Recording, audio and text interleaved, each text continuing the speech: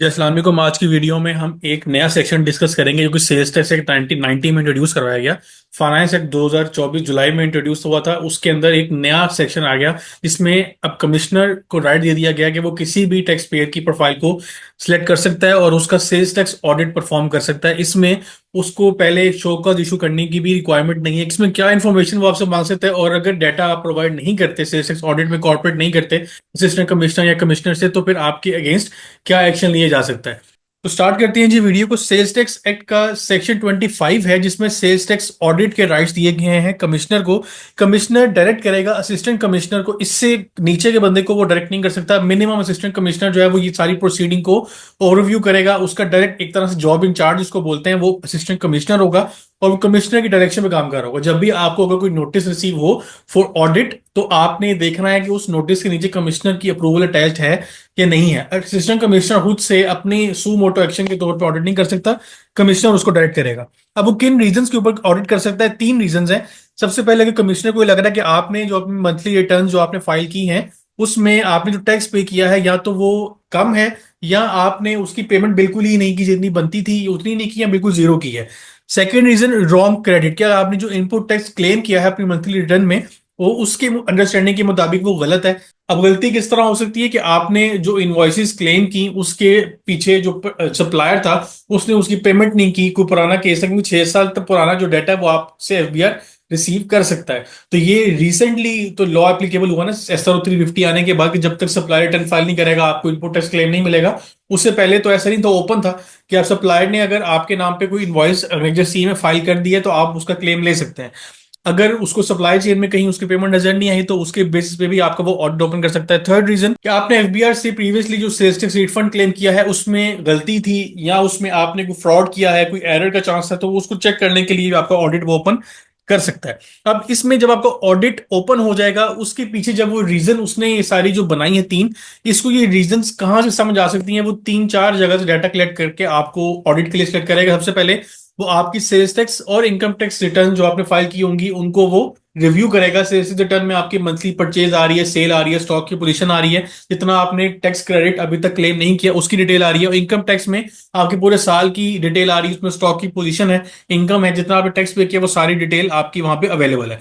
इसके साथ साथ जो आपके नाम पे विद होल्डिंग टैक्स जमा हुआ है डिफरेंट प्लेटफॉर्म्स पे, चाहे वो इनकम टैक्स का है चाहे वो सेल्स टैक्स का है, दोनों के विद होल्डिंग टैक्स की डिटेल वो स्क्रूटनी करेगा। उसको अगर कोई चीज समझ में नहीं आएगी कि आपने अपनी रिटर्न उसको डिक्लेयर नहीं किया हुआ, तो वो वहां पे आपको पकड़ सकता है। उसके साथ साथ थर्ड पार्टी इंफॉर्मेशन की बात की जाए, थर्ड पार्टी इंफॉर्मेशन में बैंक्स का डाटा आ जाता है, नादरा का डाटा आ जाता है कि आपके नाम पे कौन सी प्रॉपर्टी रजिस्टर है, जहां बैठ के आप बिजनेस कर रहे हैं वो भी उसको पता चल जाएगा। आपके नाम पे कौन कौन सी गाड़ियां हैं जो आपने अपने बिजनेस के नाम पे या अपने नाम पे रजिस्टर की हुई हैं। उसके साथ साथ आपके बैंक अकाउंट में कितने पैसे पड़े हुए हैं और आपने क्या वो अकाउंट एफबीआर को डिक्लेयर किए हुए या नहीं किए हुए। इन सारी इंफॉर्मेशन को यूज करते हुए वो आपको नोटिस करेगा जिसमें सेल्स टैक्स ऑडिट आपका स्टार्ट कर देगा। अब वो जब सेल्स ऑडिट आपका स्टार्ट हो जाएगा तो आपसे सबसे पहले डॉक्यूमेंट्स मांगेगा, रिकॉर्ड मांगेगा। उसमें आपसे सेल्स इनवॉइस क्लेम करेगा कि आपने जिनकी बेसिस पे इनपुट टैक्स क्लेम किया उनकी परचेज इनवॉइसेस मांगेगा आपसे। आपने जो आउटपुट टैक्स कैलकुलेट किया उसकी सेल्स इनवॉइसेस मांगेगा आपसे। आपके तमाम कस्टमर जो बायर्स का डाटा आपसे मांग सकता है। आपके अकाउंट्स, अगर आप कंपनी है तो आपके ऑडिटेड अकाउंट्स की डिमांड कर सकता है। अगर आप सिंपल इंडिविजुअल हैं तो भी कोई एक सिंगल एंट्री अकाउंट्स तो बन रहे होते हैं, इसमें कैश ट्रांजेक्शन होती है जो भी आपका सिस्टम बना होता है। अगर आप कहें कि मेरा मैनुअल सिस्टम नहीं है, मैंने सारा ईआरपी सिस्टम सॉफ्टवेयर इंस्टॉल किया हुआ है, तो वो सॉफ्टवेयर की एक्सेस आपसे लेगा, उसका लॉगिन आईडी पासवर्ड आपसे वो मांगेगा और उसको एक्सेस करते हुए वो सारा डाटा वहां से एनालाइज करेगा। लेकिन इसमें एक लिमिट है, टाइम लिमिट के 6 साल से पुराना डाटा वो आपसे वो नहीं मांग सकता। मैक्सिमम 6 साल तक का डाटा वो पीछे जा सकता है आपका डाटा एक्सेस करने के लिए, उससे पीछे वो लॉ के अंदर उसको इजाजत नहीं है। तो अगर नोटिस में ऐसा कोई टाइम मेंशन्ड है जो 6 साल के टाइम पीरियड को एक्सीड करे तो आप वहीं पे उस नोटिस को नल एंड वॉइड करवा सकते हैं। इन सब चीजों के बाद अगर हम अज्यूम करते हैं कि आपने डाटा उसको प्रोवाइड नहीं किया, उसने आपसे रिकॉर्ड मांगने के लिए एक्सेस ली और आपने उसको एक्सेस डिनाई कर दिया, आपने रिकॉर्ड उसको प्रोवाइड नहीं किए, तो फिर आपको वो नोटिस करेगा। अगर आप नोटिस के जवाब नहीं दिए तो आपके अगेंस्ट उसको मजबूरन बेस्ट जजमेंट असेसमेंट करनी पड़ेगी, जो कि सेक्शन 11D है सेल्स टैक्स एक्ट का।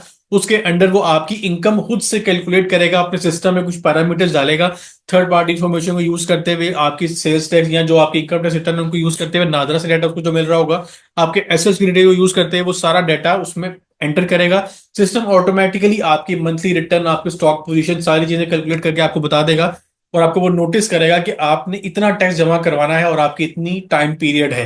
आपको टाइम पीरियड बताएगा, अगर आप उस टाइम पीरियड के अंदर भी उसकी पेमेंट नहीं करते, अपनी रिटर्न फाइल नहीं करते, तो फिर आपके अगेंस्ट वो ऑर्डर इशू कर देगा, जिसमें सेक्शन 11E का रेफरेंस होगा, जो कि ऑर्डर है अगेंस्ट सेल्स टैक्स ऑडिट जो कि कंडक्ट किया गया उसकी तरफ से। अगर आपने डाटा प्रोवाइड नहीं किया तो वो आपको हैवी किस्म की पेनल्टी लगा सकते हैं। उसके ऊपर भी हम देखते हैं कितनी अमाउंट की पेनल्टी लगती है, कितनी अमाउंट की डिफॉल्ट चार्ज आपको पे करना पड़ सकता है।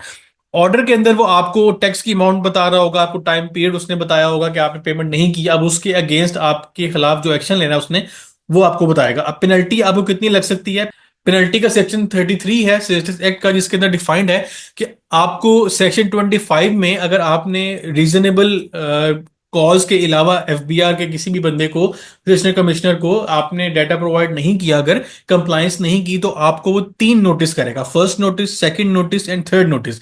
इन तीनों नोटिस के अगेंस्ट ये 3 पेनल्टीज डिफाइंड है। पहले नोटिस पे अगर आपने उसका रिप्लाई नहीं किया, उसके साथ कॉर्पोरेट नहीं किया, तो वो आपको 5,000 की पेनल्टी लगा सकते हैं। सेकंड नोटिस पे अगर आपने फिर कंप्लाई नहीं किया, फिर आपको 10,000 की पेनल्टी लग सकती है। और थर्ड नोटिस के बाद आपके ऊपर 50,000 की पेनल्टी आयद हो सकती है, जिसके अगेंस्ट आपको पेमेंट करनी पड़ेगी। पेनल्टी के साथ साथ आपको इसमें जो मॉनेटरी पेनल्टी है उसमें इसके अलावा आपको कैद भी हो सकती है, जो कि तकरीबन 5 साल तक उसकी टर्म हो सकती है। उसमें आपका section 25 against sales tax audit का शामिल है। अगर आप उसे कॉर्पोरेट नहीं कर रहे होंगे या 3 नोटिस होने के बावजूद आप उसको एक्सेस नहीं दे रहे सिस्टम की, या उसके ऑफिसर्स को बिजनेस प्रेमिसेस में नहीं आने दे रहे, या रिकॉर्ड की एक्सेस नहीं दे रहे, तो वो आपको गिरफ्तार भी कर सकता है, जिसमें आपको 5 साल तक की कैद हो सकती है। ये पेनल्टीज आ गई। और डिफॉल्ट सरचार्ज जो आपने पे करना होगा वो अलहदा से आपको पे करना होगा। उसका रेट क्या है? वो 12% पर एनम, 12% या फिर काइबर प्लस 3% पर एनम के हिसाब से, जो दोनों में से जो हायर रेट होगा। जैसे आजकल काइबर तकरीबन 12% चल रहा है, तो 12% प्लस 3% बनता है 15%। तो इन दोनों में हायर वैल्यू है 15% की। जितना आपने टैक्स पे नहीं किया होगा, जितना आपने टैक्स कम पे किया होगा, या उसको वो 12% के हिसाब से, या जो भी हायर वैल्यू होगी उससे मल्टीप्लाई करेगा, और number of days of penalty जितनी भी चार्ज करनी होगी उससे उसको मल्टीप्लाई करेगा। अब यहाँ पे ये तो आपकी पेनल्टी है अगर आपसे टैक्स पेमेंट में आपने गलती की, या आपने कम पे किया और आपने उसको आखिरी नोटिस तक उसको एग्री नहीं किया, तो फिर आपके ऊपर इतनी पेनल्टी लग रही होगी।